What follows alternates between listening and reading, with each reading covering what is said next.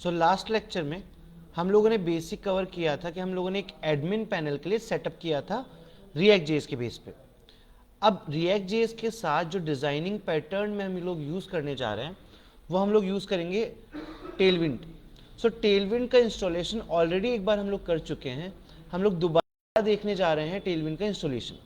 सो Tailwind install कैसे होगी उसका एक बार ब्रीफ आउट मैं आपको देता हूँ।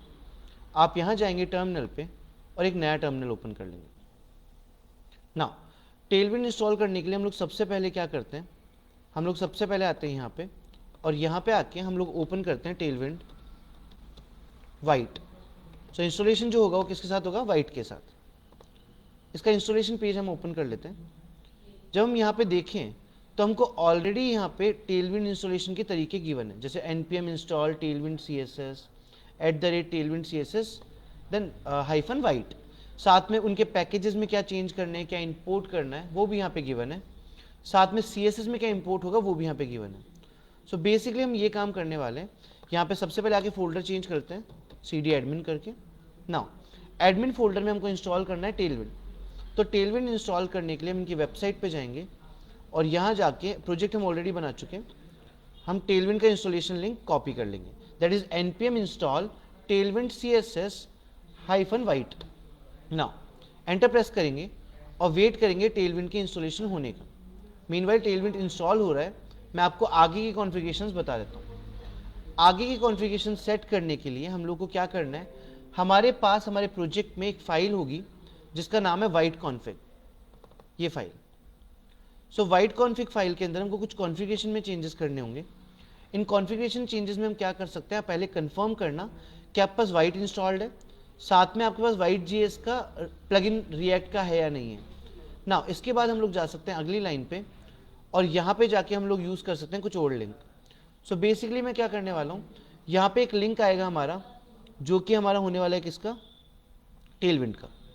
ये लिंक मैं यहाँ से कॉपी कर रहा हूँ एंड कॉपी करके मैं इसको यहाँ पेस्ट कर देता हूँ। अगर मैं आपको दिखाऊँ तो ऑलरेडी ये लिंक मैंने डाल रखा है इस तरीके से। उसके बाद मुझे क्या करना है, मेरे को सेम जैसे यहाँ पे आप देख सकते हो प्लगइन के अंदर भी एक लिंक मेरे को डालना है। जैसे प्लगइन के अंदर ऑलरेडी मेरे यहाँ पे क्या डाला हुआ है, रिएक्ट डाला है। मैं रिएक्ट के बाद जाऊँगा, कॉमा लगाऊंगा और नीचे आ जाऊँगा एंड फिर यहाँ जाके मैं इस पर्टिकुलर प्लेस से कॉपी करूँगा टेलविंड, और टेलविंड कॉपी करने के बाद मैं डाल सकता हूँ टेलविंड को यहाँ पे। अब देख सकते हो हमने कॉन्फ़िगरेशन सेट कर दी है हमारी। लास्ट जो हमारा काम बचता है वो है इंपोर्ट करना है हमको क्या, टेलविंड CSS के लिए। सो टेलविंड जो डालनी है हमको CSS के अंदर वो हमको इंपोर्ट करनी है। सो हम क्या करेंगे, एक बार हमारे फ्रंट एंड वाले पैकेज में देख लेते हैं। सो बेसिकली हमारा एडमिन वाला पैकेज है, ये हमारा फ्रंट एंड वाला पैकेज है। यहाँ पे बेसिकली हमने CSS यूज़ किए। सोर्स में जाते हैं, आप देख सकते हो यहाँ पे ऑलरेडी एक टेलविंड CSS लगी है। कौन सी फाइल में, index.css में।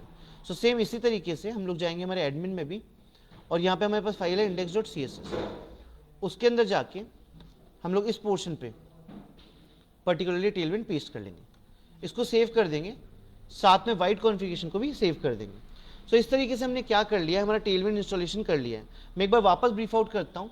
सबसे पहले आप क्या करेंगे, टेलविंड को इंस्टॉल करेंगे।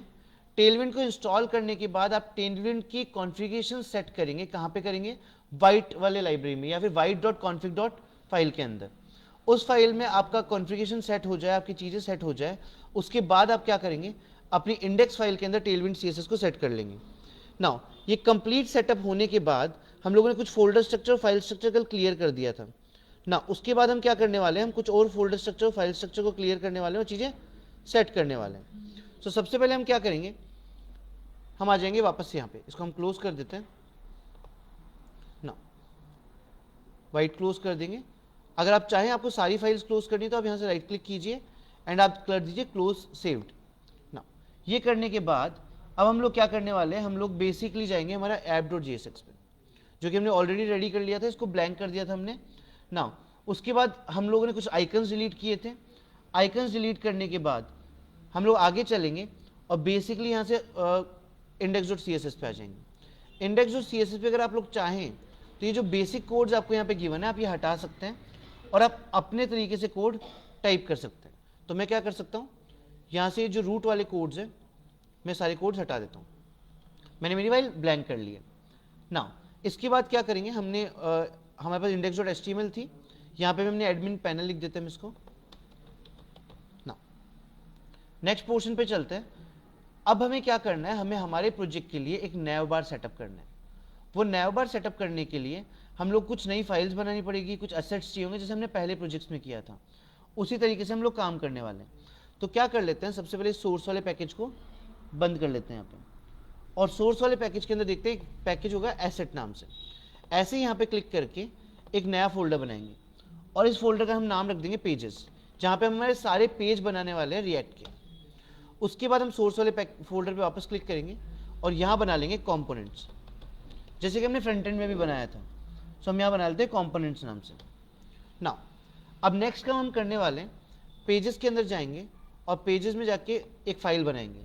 इस फाइल का हम नाम रखते हैं add.jsx। आप चाहें तो JSX यूज़ कर सकते हैं, आप चाहें तो JS यूज़ कर सकते हैं। उसके बाद RAFCE हम लगा देंगे यहाँ पे, और ये हमारा पेज बन चुका है यहाँ पे। इसको भी हम सेव कर देते हैं। नेक्स्ट पेज हम बनाएंगे, क्लिक करेंगे, पेज पे जाएंगे और अगला पेज बना लेंगे हम लोग list.jsx। सेम RAFCE,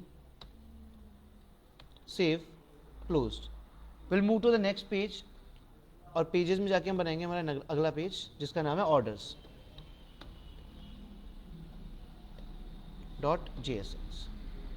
तो हमने बना लिया हमारा अगला page, that is orders.jsx। RAFCE, saved. ना यहाँ तक हमने क्या कर लिया, हमने सारे पेज बना लिए जो भी हमको पेजेस वाले फोल्डर में जरूरत थी। इन सबको बनाने के बाद अगला जो हमें काम करना है वो है राउटिंग, मतलब जो भी पेजेस हम ओपन करवाएंगे उन पेजेस के लिंक बनाने पड़ते हैं ना। उसके लिए हम जाते हैं मेन JSX पे। यहाँ पे आके मेन JSX के अंदर हम आएंगे हमारे रेंडर कमांड के अंदर, और इस जगह पे आके हम लोग लगाएंगे ब्राउज़र। पहले इस ब्राउज़र राउटर को हम इंपोर्ट करवा लेते हैं। यहाँ पे आएंगे इंपोर्ट ब्रैकेट्स ब्राउज़र राउटर, और इसको इंपोर्ट करेंगे कहाँ से, फ्रॉम रिएक्ट राउटर डोम, जो कि हमने ऑलरेडी इंस्टॉल कर रखा है। अब यहाँ जाएंगे और इस टैग को कॉल करेंगे, ये आ गया ब्राउज़र राउटर, क्लोज कर देंगे। और इस ब्राउज़र राउटर को हम यहाँ से कट करेंगे और हम लोग लगा देंगे कहाँ पे, स्ट्रिक्ट मोड के नीचे, और यहाँ से हम लोग ये स्ट्रिक्ट मोड हटा देंगे। सो बेसिकली हमने क्या कर दिया, हमारे पूरे ऐप की जो राउटिंग है वो पूरे ऐप की राउटिंग हमने कंप्लीट कर दी है। पूरे ऐप की राउटिंग करने के बाद हम लोग क्या करेंगे, एक फाइल बनाएंगे, एक कंपोनेंट बनाएंगे। तो पेजेस को यहाँ से बंद करते हैं, कंपोनेंट्स पे जाते हैं और कंपोनेंट्स पे जाके क्लिक करके एक नई फाइल बनाते हैं। फाइल का नाम हम देने वाले हैं navbar.jsx। अब यहाँ पे आके हम RAFCE लगा लेते हैं और ये हमारा नैवबार यहाँ पे बनने वाला है। नाउ ये जो नैवबार हमारा बनेगा, इसमें मेन्यू बार के आइटम के लिंक होंगे, नाम होंगे, इन सबको भी हमको सेट करना पड़ेगा। और वो सेटअप करने के लिए हम जो जाएंगे app.jsx के अंदर। app.jsx के अंदर क्या होगा, जितनी भी राउटिंग हमारी होती है वो राउटिंग यहाँ होती है। सो हम यहाँ से क्या करते हैं, यहाँ से डिव हटा देते हैं और यहाँ डाल लेते हैं एक फ्रेगमेंट। तो ये फ्रेगमेंट हमने डाल दिया जो हमारी राउटिंग के लिए काम करता है। अगर आप लोगों को अभी भी याद नहीं है कि फ्रेगमेंट क्या करता है, तो आप एक बार React.js वाले वीडियोस गो थ्रू कर लीजिएगा। फिर यहाँ पे आके हम लोग कॉल करते हैं हमारे कंपोनेंट को जिसका नाम है नैवबार। ये कॉल कर लिया एंड वापस आते हैं नैवबार के ऊपर। अब नैवबार के ऊपर आके हम लोग नेक्स्ट अपकमिंग लेक्चर से हमारी नैवबार की डिजाइनिंग यहाँ पे करेंगे। सो हम लोगों ने क्या किया है, पूरा प्रोजेक्ट स्ट्रक्चर, पूरा फोल्डर स्ट्रक्चर, टेलविंड, सारे राउटिंग के स्ट्रक्चर, जितने भी स्ट्रक्चर सेट करने थे, जो भी हमको चीज़ें चाहिए थी, पेजेस, कंपोनेंट, सब सेट कर लिए हैं।